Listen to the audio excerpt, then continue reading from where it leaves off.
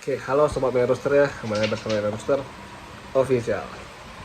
Nah, di video kali ini saya mau membahas tentang dulu saya pernah membeli ayam dari Mbah Joyo ya, karena banyak sekali sobat-sobat median, baik dari YouTube ya, dari Facebook, dari IG juga, terus mengingatkan saya akan hal ini gitu.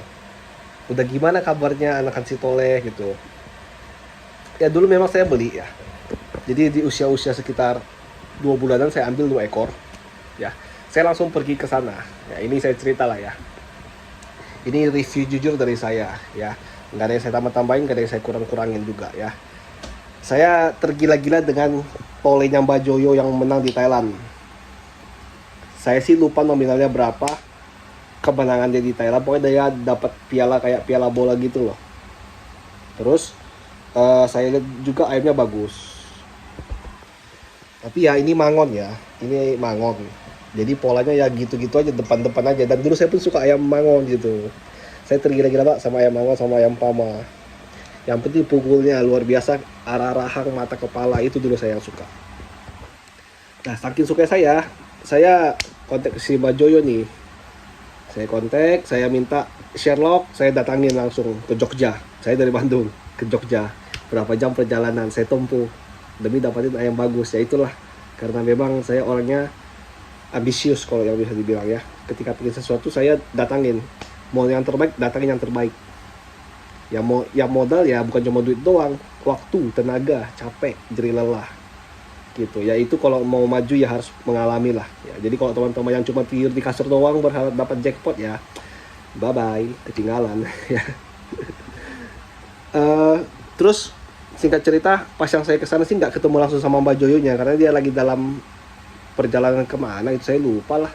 Pokoknya dia nggak di situ, cuman saya langsung telepon ya. Jadi yang ladenin tuh anak buahnya yang jaga kandang.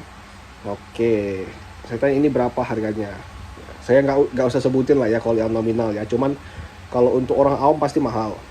Ya, tapi kalau untuk orang yang tahu harganya si Tole itu berapa, dulu beliau beli ya, berapa kemenangannya ya, dan juga indukannya juga pun dari Super Jang ya, pasti dengan harga segitu mah miring banget lah.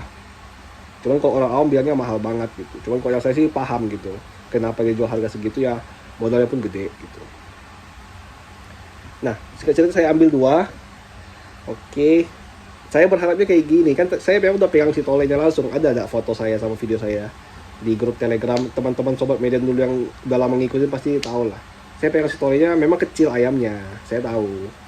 Itu udah mabung beberapa kali, kayaknya udah 2 kali, tapi tetap segitu aja ukurannya. Tapi indukannya kan gede saya lihat. Mbah Joy juga bilang dia pun kan sama indukan yang gede, berharap anakannya dapat yang gede gitu. Nah, udah saya ambil, saya bawa ke Bandung. Ya, bukan saya taruh di farm di Wanareja ya, tapi saya bawa ke Bandung karena supaya intensif lah perawatannya. Oke. Saya taruh di rumah saya selama 1 bulan 2 bulan. Oke, baik-baik aja. Terus saya pindahin ke kandang yang di Holis. Saya pindahin ke kandang di Holis, saya kasih botoh yang merawatnya, baik-baik aja. Sampai udah usia sekitaran 4 atau 5 bulan gitu, pindahin ke kandang yang di Wanerja. Gak sampai sehari apa 2 hari gitu, 1 ekor mati tiba-tiba. Mati itu mendadak, nggak tahu kenapa. Oke, tinggal satu lagi, digedein di Wanerja. Udah sampai usia 7 bulanan, udah siap panen dong ya, udah siap diabar-abar dong, udah siap dirawat dong. Saya cek, saya bawa ke Holis ke Bandung lagi. Ukurannya teman-teman mini banget, bobotnya cuma 2,1 kalau salah atau 2,2 gitu, jadi terlalu kecil. Tulangnya pun tipis ya. Kalau abarnya sih ya mangonnya depan-depan aja memang gitu, saya tahu gitu, nggak berharap banyak gitu. Pukulnya mah oke, memang kualitas berbicara lah. Wajar dia ayam mahal gitu, wajar ya. Karena memang pukulnya pun beda rasa lah dari ayam-ayam yang biasa gitu. Cuman ukurannya mini terlalu mini gitu loh. Ada ayam memang yang bobot 2,2, 2,3 gitu, cuman agak tinggi kan, enak gitu. Ini enggak gitu. badannya tuh nggak dapat lah gitu. Nah saya tuh berharapnya saya mabungin dulu sekali, berharap dengan mabung dia bakal gede gitu, bakalan tambah lah size pasti kalau ayam mabung kan. Nggak taunya di pertengahan jalan, nggak tahu ya, di kandang volis mati di situ kena penyakit yang apa sih kalau orang bilang tetelo ya, yang kepala yang muter-muter gitu lah. Lalu udah divaksin juga gitu, cuman ya begitulah naasnya. Jadi nggak ada sempat dimainkan ya, cuma diabar-abar doang. Diabar-abar doang ya, depan-depan aja pukulnya lumayan lah, lumayan beda gitu, cuman tulangnya tipis gitu. Jadi kok saya rasa pun kalau ketemu sama pakoi-pakoi sekarang habis juga sih kalau saya, menurut saya pribadi gitu ya.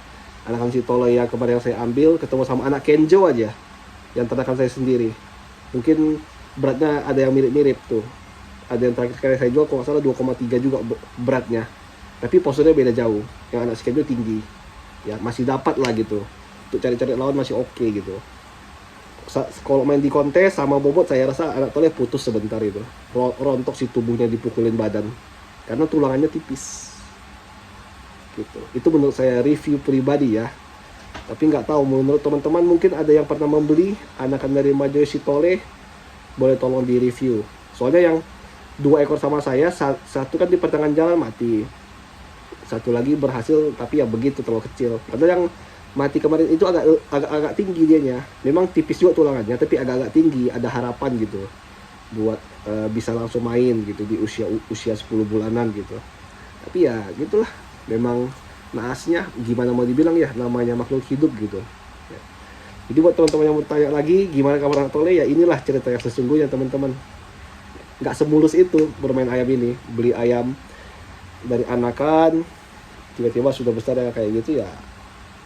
Ya udah resiko lah gitu, namanya juga kita membeli makhluk hidup gitu. Cuma kan ada pembelajarannya lah. Pembelajarannya saya kesana pun saya lihat sistem kandang yang Mbah Joyo bagaimana, saya pun belajar ya. Saya ngomong langsung sama Mbah Joyo pun, saya bertanya-tanya pun beliau pun terbuka banget ya. Jadi saya juga respect lah sama beliau karena memang humble orangnya. Enak ya, meskipun saya bukan siapa-siapa ya, saya tiba-tiba telepon beliaunya humble banget lah, saya respect lah. Oke ya, cuman kalau untuk berbicara tentang kualitasnya, saya bilang kualitas ayamnya yang kemarin story itu kualitasnya ya, kualitasnya oke lah, saya bilang beda lah sama ayam lokalan, mangon yang biasa beda. Cuman ya ada kelebihan ada kekurangannya teman-teman ya, kita yang ambil kelebihannya, kekurangannya kita perbaiki lah gitu. Oke teman-teman, itu aja mungkin review dari saya, semoga menjawab ya.